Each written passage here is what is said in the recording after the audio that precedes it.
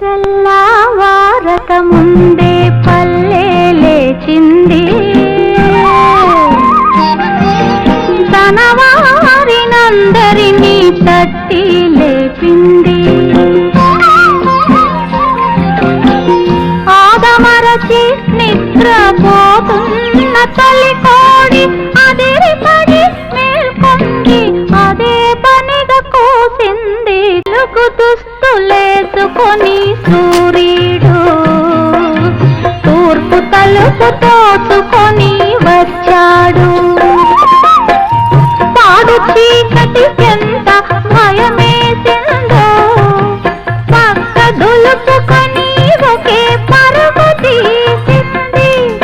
అది చూసి కథలన్నీ పక్కున